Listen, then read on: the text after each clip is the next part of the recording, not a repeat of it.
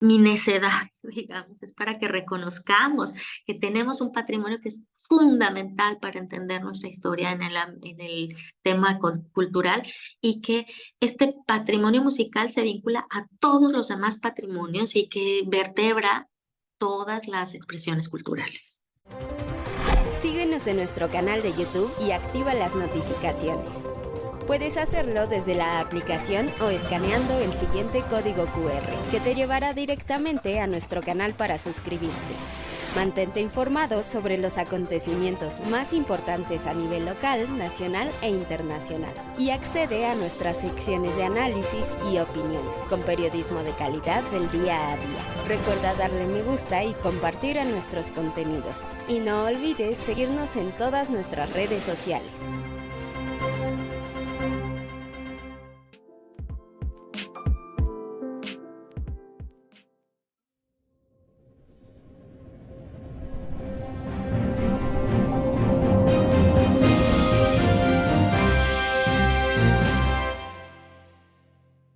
Hola, ¿qué tal amigos de la Jornada de Oriente? Soy Paula Carrizosa, reportera en la sección de Cultura de este diario. Como cada viernes, abrimos la conversación para platicar con los creadores, los hacedores, con quienes conforman este amplio renglón al que llamamos cultura. En su edición número 15, recientemente concluida, el Festival de Música Sacra Pasión de Jover, que sigue siendo un espacio de difusión del patrimonio tangible e intangible de Puebla, representado en su arquitectura y su legado musical novohispano. Durante una semana del 24 de marzo al 2 de abril, el festival se dedicó a Juan Gutiérrez de Padilla, un maestro de capilla que compuso la música más importante para la Catedral de Puebla durante el siglo XVII, bajo el obispado de Juan de Palafox y Mendoza.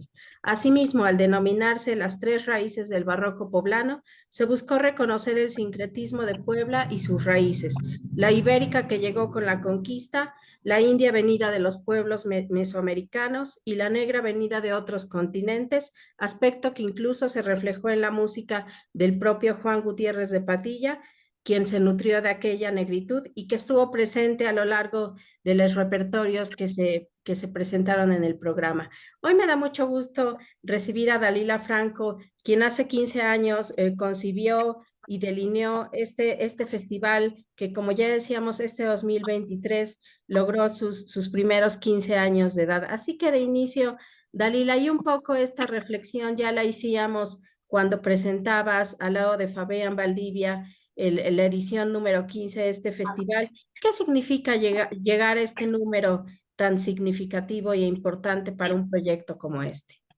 Paula, déjame, antes de contestar esta pregunta, agradecerte que hayas estado estos 15 años siguiendo el proyecto y agradecerte que estés hoy ayudándome a hacer este recuento de no solo de esta edición, sino de estos 15 años.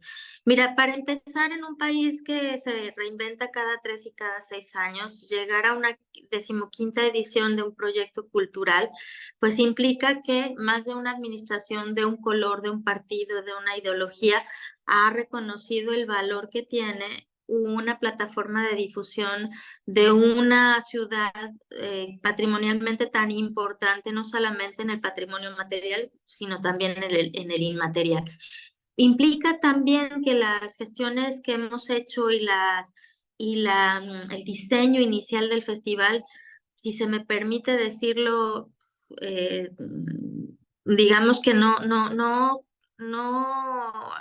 recurriendo a una falsa modestia, sino verdaderamente tratando de reconocer lo más objetiva que puedo ser frente a este proyecto que es mío, que hemos hecho un diseño que refleja en mucho, digamos que una búsqueda que en mayor o menor medida tenemos los que somos poblanos por adopción o por nacimiento, que es justamente reencontrar nuestra raíz identitaria en nuestra cultura tan vasta eh, de tan múltiples vertientes de afluentes, digamos. Yo pienso que eso es lo que sucede con el festival y esto es su vigencia, esta es la razón de su vigencia. Oye, pero ¿cómo es, a partir de qué materia? Y digamos que un poco la respuesta ya está en la pregunta, pero explícanos a partir de cuál materia y de esta vastedad de la cultura musical en Puebla es que se ha nutrido este festival. Haznos una pequeña, digamos, cronología de cómo nace el festival, de cómo avanza a lo largo de esta década y media y de todos esos aspectos que se ha ido nutriendo el festival, sobre todo si tenemos en cuenta que la música es el eje sobre el cual ha girado este programa. Claro que sí, Paula. Mira, este eje fundamentalmente ha girado, digamos, en torno a algo que conocemos muy bien y que es además de un patrimonio intangible, es un patrimonio tangible, que es nuestros archivos musicales poblanos, que son muy importantes y que no me cansaré de decirlo, son de los más importantes, referentes en América Latina, pero incluso para la construcción de la memoria histórica y de los puentes que nos unen aún en nuestra historia con la península ibérica, no para demeritar una narrativa del Estado-nación independiente, sino para reconocer nuestras composiciones a lo largo de la composición histórica, me refiero a lo largo de la historia. Entonces, un nutriente importante es las investigaciones que se han podido realizar en nuestros archivos que contienen música, principalmente el archivo de la Catedral de Puebla, pero también en el archivo de la Biblioteca La Fragua, incluso en el archivo de la Biblioteca Palafoxiana se encuentran algunas nociones de música que son importantes y que se tienen que dar a conocer. Pero también está la otra música, las músicas que se desarrollaron fuera del ámbito religioso y que sin lugar a duda tuvieron una influencia importante y digamos que un flujo circular entre lo que sucedía en el ámbito no religioso, en el ámbito secular, como se dice, o en el ámbito profano, que son palabras como muy fuertes, ¿no? Sobre todo la palabra profano, pero digamos que nos referimos o usamos esta palabra, uso esta palabra en este momento para referirme a todo lo que no era música religiosa. Entonces, estos dos repositorios, estos dos espacios de conservación de la memoria musical de Puebla son justamente los que nutren las ediciones más recientes, y digo con toda honestidad las más recientes, porque yo misma he ido creciendo con el festival y he ido entendiendo muchas cosas y me he seguido formando y digamos que el festival y yo hemos ido creciendo en una suerte de intercambio constante de lo que yo voy aprendiendo y lo que voy depositando en el festival, ¿no? Entonces, esto es importante de decir y para que el público entienda mi necedad, digamos, es para que reconozcamos que tenemos un patrimonio que es fundamental para entender nuestra historia en el tema cultural y que este patrimonio musical se vincula a todos los demás patrimonios y que vertebra todas las expresiones culturales. Oye, Dalila, y en ese sentido, esta edición número 15, ¿qué tanto quizás sirvió para hacer una suerte de recuento, de ser una suerte de contenedor de todas estas reflexiones que a lo largo de estos 15 años ha tenido el festival? Y lo digo por este aspecto particular que vale la pena subrayar el asunto de la negritud, algo que ha sido estudiado por profesores y etnomusicólogos tan importantes como Gustavo Mauleón, que estuvo presente en la apertura de este festival. ¿Qué tanto entonces este festival nos ayuda, digamos, a recapitular o es, digamos, un punto de descanso de la labor de estos 15 años? Híjole, apenas es la punta del iceberg, Paula, hay que decirlo. Específicamente en el tema de la negritud, a mi muy particular punto de ver, todavía hay mucho trabajo que hacer para visibilizar el aporte cultural de la negritud. Mira, decía, y desafortunadamente también yo misma necesito hacer mucho más trabajo en ese ámbito, ¿sabes? Y hacerme de más alianzas, etcétera. O sea, lo tengo como tarea. Esto es apenas un primer intento de un aspecto de nuestra cultura que se tiene que abordar. Decía Laura Urizar y decía Rocío, eh, eh, ay, perdón, Rocío, seguro me vas a oír y vas a reclamarme que no me acordé de tu apellido, pero estas dos antropólogas especialistas en el tema de la alimentación como acto político y acto social, decían una cosa que es fundamental. Hemos podido rastrear, al menos en el tema de la alimentación, por ejemplo, y lo dijeron este año en el festival, hemos podido rastrear los afluentes culturales perdón, de la gastronomía mestiza poblana desde la hispanidad, desde la península ibérica. Lo hemos podido rastrear desde el aspecto de las comunidades, de los pueblos indios, como nos decía la doctora Lidia Gómez, de indios que no indígenas, pero la negritud está sistemáticamente negada, no está registrada, no están registrados con nombre y apellido y con una personalidad específica. Los pobladores, los miembros de la comunidad afro, afroamericana, y por lo tanto, si no están ellos registrados, mucho menos sus rasgos culturales, como para hacer un recuento exhaustivo. Entonces, con la negritud no pasa eso. Falta tanto, le debemos tanto, decía Rocío, y tiene toda la razón. Le debemos tanto a nuestra comunidad negra que ni siquiera los reconocemos, ¿no? Como individuos y por lo tanto tampoco sus aportes. Entonces, bueno, esto que dices o sea, esta pregunta es fundamental para mí, Paula, porque es reconocer primero con toda honestidad que es una asignatura pendiente también para mí, que debe ser una asignatura pendiente para la sociedad poblana reconocer su raíz indígena, perdón, negra, bueno, las tres raíces, digamos, y reconciliarnos con ellas y reconocernos en ellas y decir, bueno, vale, entonces, ¿qué sigue? Porque francamente, y esto ya es una postura muy personal, me parece que a México le urge reconocerse con todas sus composiciones, con todos sus elementos que lo integran, ¿no?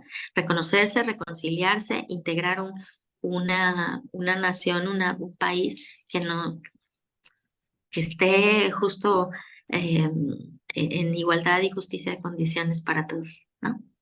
Oye, ahora que hablábamos sobre esta reunión y lo que haríamos en ella, entonces ayúdanos un poco cuéntanos cómo hilvanaste esta edición número 15, los momentos de apertura, la selección de la música, la investigación que hay en torno a uno de los conciertos que se presentó y la forma que cierra, como decías tú, con, digamos, la joya de la corona a cargo de un ensamble llamado Il Furore que llenó el templo de San Pedro con música francesa del siglo XVIII, pero con instrumentos también hechos a copia de esos originales, incluso decían ellos, con cuerdas hechos de tripas de animal. O sea, esta fidelidad que había en el trabajo de investigación, la música históricamente informada que presentaron. Pero haznos entonces una relatoría de cómo fuiste hilvanando este festival, Dalila. Muy bien. Mira, primero, desde hace un año ya, cuando el director del Instituto Municipal de Arte y Cultura, ahora Fabián Valdivia, tomó el cargo, nos planteamos la posibilidad de que el festival ahora sí cobrara este carácter que desde hace 15 años quise que tuviera, que es que fuera una plataforma de difusión del patrimonio cultural de la catedral. Ahora llegó a Il Furore y te explico por qué ellos caben, aun cuando no son exponentes de la música catedralicia. Pero para no perderme, primero te digo que nuestra idea desde hace un año ha sido ir hablando de maestros de capilla reconocidos importantes en la Catedral de Puebla, ir hablando de su contexto histórico y con ese pretexto ir narrando nuestra ciudad en su totalidad. El año pasado, recordarás, hablamos de Manuel Arenzana, el último maestro de capilla novohispano, y luego nos fuimos un poquito para atrás con Juan Gutiérrez de Padilla y seguiremos yendo hacia atrás, ¿no? Entonces, el hilo conductor era Juan Gutiérrez de Padilla, y a Juan Gutiérrez de Padilla se le asocia con esta idea de lo barroco. Ya Gustavo Mauleón nos ha dicho que no necesariamente era el barroco en medular, digamos, que llegó a ser, pero sí los procesos, digamos, porque no solemos pensar en la historia del arte como si se hubiera cortado con bisturí, de un día para otro ya todos los cambios históricos se dieron y los cambios de estilo ya están. No, no es cierto, no es cierto, se va andando en olas. Y bueno, una de las olas importantes de la llegada del estilo de lo que después consideramos barroco fue Juan Gutiérrez de Padilla. Entonces será importante decir, para empezar, la figura central en torno a un proyecto que va a largo plazo o mediano plazo, a 3 años, de ir rescatando estos maestros de capilla. Luego, en torno a él, bordar la idea de qué es lo barroco, qué pensamos que es lo barroco. Si lo que pensamos que es lo barroco es nuestros modelos europeos, y ahí cabe el furore, o lo que pensamos que es nuestro barroco, lo nuestro realmente. Entonces, por eso comenzamos abriendo paso con un concierto con el Caracol, que ellos nos presentan estas comparativas, ¿no? De qué pasaba aquí en Europa, qué pasaba en la Nueva España, y qué estaba, y cómo se iban entrelazando los procesos. Porque claro, con la narrativa de un país independiente solemos olvidar nuestra herencia cultural que también está aquí, ¿no? Entonces esta mezcla era muy importante.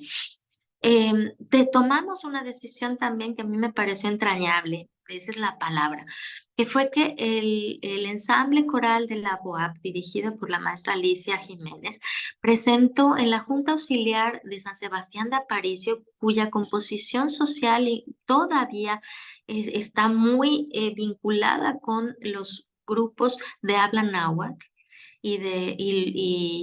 bueno, comunidades que aún conservan sus usos y tradiciones y costumbres vinculadas a un pueblo originario. Tomamos la decisión de que ellos cantaran allá una serie de obras que fueron compuestas en náhuatl en ese mismo periodo.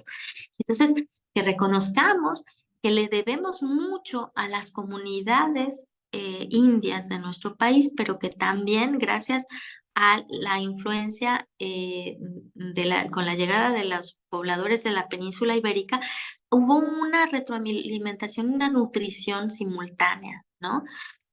Em, Decir que cuando empezamos a hacer estas comparativas, nos dimos cuenta de la singularidad de la que Antonio Molero, de la singularidad de Puebla como arquitectónicamente, en su traza, en su concepción, en sus comunidades originarias, fundadoras, como una sociedad única mesoamericana. Es importante de reconocer porque solemos intentar caber en cánones a los que no pertenecemos. En un afán, yo diría, si se me permite, aspiracionista, que mucho demerita la realidad, que es mucho más rica, como el propio Antonio Molero, el doctor Molero, que escribió un libro que recomiendo como fundamental en cada casa poblana, que es la historia de la construcción de la catedral y con ello la historia de construcción de la ciudad de Puebla. Entonces, reconocernos como una ciudad verdaderamente única en su concepción, en su traza, en su evolución, en su manifestación cultural, fue fundamental para este momento del festival en sus 15 años, que considero son 15 años de una gran madurez del proyecto. En fin, o sea, y al final, ¿por qué cerramos con Il Furore cuando es música francesa? Bueno, porque ya hemos hecho un trabajo previo en cada una de las conferencias, en cada uno de los conciertos, en cada uno de los espacios que visitamos, de hacer esta comparativa de qué es Puebla frente al mundo en ese periodo particular. Entonces cerramos con un concierto, sí, muy bello, con una gran destreza técnica que no puedes poner un pero, digamos, a nivel superficial. No puedes poner un solo pero a nivel conceptual, lo que quisimos hacer es, ya tenemos las herramientas.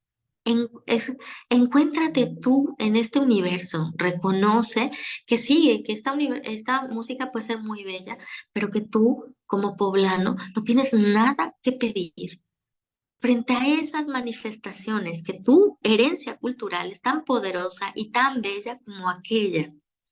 Esa era fundamentalmente mi idea. Mira, te lo digo y me pongo chinita, porque finalmente me parece que el tejido social que tenemos que aprender a conservar, es lo más importante de este proyecto. O sea, lo que a mí más me interesa es el aspecto humano.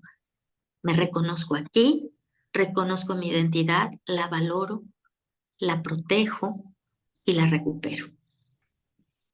Muy bien, Dalila. Oye, pero en ese sentido, todo esto que comentas cabe en asuntos, en conceptos como la identidad, como la cultura, ¿no? En donde en últimos tiempos son ya muy sonados, ya forman parte de una agenda política, ya se ven insertos en los discursos, no solo políticos, sino de las sociedades, en donde las mismas academias han volteado ya incluir estos aspectos que antes no se tomaban en cuenta para la formación de generaciones.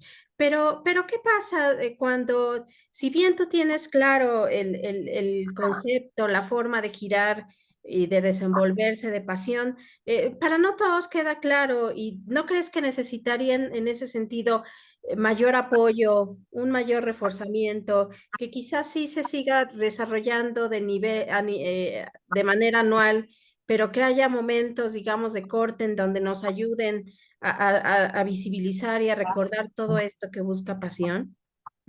Totalmente, Paula. O sea, a mí me parece que de hecho hacen falta para plataformas para difundir. El asunto es que también los recursos cada vez son menos para cultura, eso es importante decirlo, y me parece que ahí es delicado por una simple razón, porque no se trata solamente, nosotros no hacemos eventos, nosotros hacemos un proyecto educativo a través de una serie de actividades lúdico-didácticas que nos van guiando. Entonces, sí, primero decirte que tienes toda la razón, que este tendría que ser un proyecto permanente que a lo largo del año vaya integrando esta idea de que el patrimonio no son solamente los edificios, sino que nosotros somos parte de ese patrimonio que interactúa con la materialización del patrimonio. El patrimonio inmaterial lo estamos protegiendo, recreando, imaginando todos los días, y esa es la simiente, la semilla más importante que materializa luego un patrimonio material. Entonces, en ese sentido, totalmente de acuerdo, tendríamos que estar diseñando estrategias que nos recuerden que eso que nos hace únicos está vivo en cada uno de nosotros, y ver de qué manera hacemos ejercicios para reconocerlo. Eso sería una, y yo creo que para mí sería, tomo tu idea como una propuesta en firme y pensar cómo plantearlo y cómo incluir, cómo hacer estrategias de vinculación como la hicimos este año para que esto no se quede solamente en el ámbito de una institución gubernamental, sino en el ámbito social más extenso posible. Tenemos capital humano para decir, vámonos a donde queramos. Hay que reunirnos, hay que trabajar juntos, coordinada y ordenadamente, y muy probablemente o sea, Pasión es un proyecto que he tenido la fortuna de diseñar y algunas veces tener el liderazgo, digamos, de su ejecución, pero no siempre es así. Entonces, algunas veces me tocará ser cuerpo de una estrategia de alguien más, y yo estaré encantada de hacerlo. Pero definitivamente es algo que no puede suceder una sola vez al año en una ciudad patrimonio mundial, patrimonio inmaterial y material como es la nuestra. Y sobre todo porque es un festival único a nivel nacional. Si bien hay esfuerzos en Morelia, donde hay un conservatorio, ¿no? Desde ahí muchas investigaciones se han cocinado en torno a la música novohispana, si bien está la Ciudad de México, otros espacios como la UNAM, lo que hacen las universidades al interior. El Festival Pasión es un único programa porque conjunta estos dos patrimonios, también una palabra que se ha venido incorporando a nuestro lenguaje. Y ahora que decías Dalila, sobre qué esta vez se toma a Juan Gutiérrez de Padilla, pero el festival tiene esta capacidad de ir hacia el presente, ir hacia el pasado. ¿Hacia dónde va el festival? Porque yo sé que cuando una persona como tú o alguien que se encarga de un proyecto como este concluye, inmediatamente al día después empiezan a pensar en lo que será el futuro de un proyecto de una envergadura como es el Festival Pasión. ¿Cuál es el futuro de Pasión, Dalí? Qué linda pregunta. Mira, Paula, primero decirte que como es un festival que está cobijado por una institución pública, uno tiene forzosamente que ceñirse a los tiempos políticos. En este caso, tengo la fortuna de que el Instituto Municipal de Arte y Cultura, en este momento dirigido por Fabián Valdivia, tiene la sensibilidad frente al proyecto porque recordarás que Fabián fue uno de mis principales aliados hace 15 años. Entonces, él conoce bien el proyecto y sabe la importancia de este festival. Entonces, justo por eso, y ahora caigo en intentar responder lo mejor posible tu pregunta, hemos diseñado el festival a 3 años. Es decir, esta es la primera vez que yo tengo la certeza de que el festival al menos va a durar estos 3 años, ¿no? Entonces, la idea son los maestros de capilla. Y entonces, como hemos hecho, afortunadamente, se ha hecho investigación de quiénes eran los maestros de capilla más importantes. Por eso hemos caído en figuras interesantes y en su contexto histórico. El próximo año hablaremos de Gaspar Fernández, por ejemplo, y hablaremos de su contexto histórico, que Gaspar Fernández es justamente el anterior a Juan Gutiérrez de París. Entonces tenemos Gaspar Fernández, Juan Gutiérrez de Padilla, Manuel Arenzana como tres anclajes importantes y tres momentos de construcción de la ciudad, tres momentos de eh, filosofías que circundan la ciudad, que hacen la narrativa social de la ciudad, tres momentos importantes de creación musical y tres momentos importantes de creación constructiva, de urbanismo, etcétera, ¿no? Y de historia. Mm, Tienes toda la razón cuando dices que nosotros intentamos tejer atrás y tejer adelante, tejer en el pasado y tejer en el presente y el futuro. Eh, no sé si has notado que cada vez más la parte académica se nutre con mayores y más contundentes investigaciones. Yo lo que he estado intentando hacer es dar voz y abrir espacios a investigadores serios, muy, muy serios, que han trabajado la ciudad de Puebla en diferentes aspectos y que siempre están relacionados con la línea curatorial de cada año. Para que intentemos, claro, repetimos algunos, como Antonio Molero, que tiene un trazo de la ciudad y de la catedral muy largo, y dado que la catedral es también un eje temático, pues nos es muy importante empezar por contextualizar, porque tú como audiencia llegues a la primera conferencia y digas, de esto va a ir, me voy preparando, ¿sabes? Y entonces entras mi esperanza es que entremos con otros ojos, con ojos críticos incluso, porque ha llegado gente que después de 2 o 3 conferencias llega a un concierto o otra conferencia y dice, es que la conferencia pasada dijeron esto y esto no me queda claro en esta, ¿no? Y a mí eso me da gusto, no me pone a temblar, me encanta que la gente empiece entonces a nutrirse de estas investigaciones socializadas y empiezan a preguntarse cosas, ¿quién soy yo frente a esto? Y es ahí donde contesto o intento contestar tu pregunta, que estamos construyendo en el presente una memoria histórica que nos sirve para reconocer también qué está pasando hoy con nosotros en nuestros procesos sociales, en nuestros procesos de construcción eh, de masa social, ¿no? Y de masa incluso del arte, ¿no? Otra cosa que está pasando y que quiero que siga pasando es que la comunidad artística emplee, aproveche los conciertos para para decir, esto podemos hacer, también hizo eso y el furore. Cuando habla de una interpretación históricamente informada, significa que detrás, como decía yo en ese último concierto, detrás de ese concierto hay muchas, muchas horas, no solo de ensayo, sino de ir a archivo, de ir con los lauderos, de decirle, esta es la réplica que necesito. A tal grado de profesionalismo llegan personas como Raquel Masmano, que un par de días antes de su concierto me habla y me dice, venimos llegando de un viaje, mi violín principal está fallando por el cambio de temperatura y el cambio de humedad y voy a necesitar cambiar una pieza del repertorio por otra porque sé que ese violín no me va a responder como necesito que me responda en esa obra que es muy delicada. A ese nivel llega.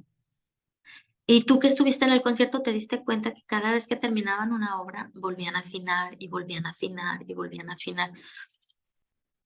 Estamos acercándonos, digamos, pues a escuchar la música desde la historia y escuchar la historia desde la música, desde un querido colega y amigo mío. El proceso del musicólogo todo el tiempo es ese, ¿no? Mirar la historia desde la música y la música desde la historia. Y esto es lo que hizo el furore. Y habrás notado también que a ese concierto en particular llegaron muchos colegas a escuchar qué están haciendo ellos. Y al final, este es un proceso de crecimiento mutuo. Y por otro lado, Raquel nos pregunta a nosotros qué estamos haciendo en Puebla, cómo van nuestras investigaciones. Entonces, la comunidad entera se va nutriendo también. Esta es mi visión de qué hacer con el pasado, en el presente y cómo diseñar a partir de ahí el futuro del festival, pero también el futuro de las reflexiones en torno a lo que sucede con nuestro patrimonio. Para seguirnos ubicando en el presente, Dalila, a mí siempre me gusta pensar que estas charlas que para nosotros nos acercan y nos ayudan a hablar de un asunto particular serán encontradas quizá de manera fortuita por alguien que esté navegando en la red. Entonces, Dalila, ¿dónde encontrar también esos otros aspectos que para nosotros fueron cercanos, como al vivir en esta ciudad de Puebla y poder acceder a este Festival Pasión? Pero ¿qué pasa con la gente que no vive en esta ciudad? ¿Quedó algún registro del festival? ¿Puede uno ver algo a través de la red sobre el Festival Pasión, Dalila? Sí, mira, hay registros que, aunque no conciertos completos, pero sí segmentos de los conciertos y partes de las conferencias que se van a estar paulatinamente subiendo a la red. Eso es la apuesta que queremos rescatar, además, porque recordarás tú que tuvimos épocas en donde se registraba todo absolutamente, pero no teníamos las plataformas digitales que tenemos ahora. Hoy tenemos las plataformas, pero desafortunadamente hemos perdido la vocación esta de estar registrando. Entonces, he estado insistiendo en que lo que se vaya grabando se suba a las redes del Instituto Municipal de Arte y Cultura y para quien no vio por lo menos alguna parte del festival pueda acercarse, pueda conocerlo y quede, o espero yo, deseo profundamente que quede invitado a seguirnos en la siguiente edición y conocer pues de qué va la idea del festival en general. Pues yo te agradezco mucho, Dalila, que te hayas podido conectar, que hayamos platicado, aunque sea un poco, pero yo creo que de manera profunda sobre lo que es el festival, sobre lo que significa para ti, sobre lo que significa para una ciudad como Puebla, que si de verdad quiere presumir sobre esta larga historia, no solo novohispana, sino anterior a este proceso de colonización, se atreva a mirar y a darle la importancia que merece a un festival como este. Así que te agradezco mucho, Dalila, y te propongo que sigamos en comunicación. Yo encantada, Paula, sabes que valoro muchísimo tu opinión, tus críticas tan puntuales, tan precisas, tan para mejorar, que en su momento también has hecho y que también te agradezco porque finalmente nos ayuda muchísimo a crecer. Gracias por el espacio y por supuesto yo encantada de platicar contigo cuantas veces tú quieras. Muchas gracias, Dalila, y hasta pronto entonces. Hasta pronto. Muy buenas noches. Buenas tardes para ustedes todavía. Así. Gracias.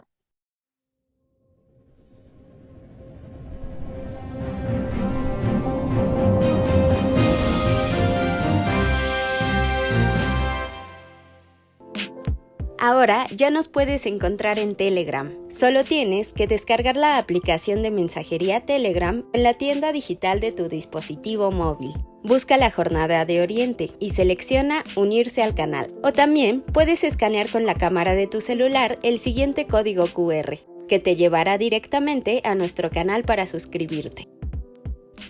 Mantente informado a lo largo del día con las noticias más relevantes de Puebla y no olvides también seguirnos en todas nuestras redes para más contenido.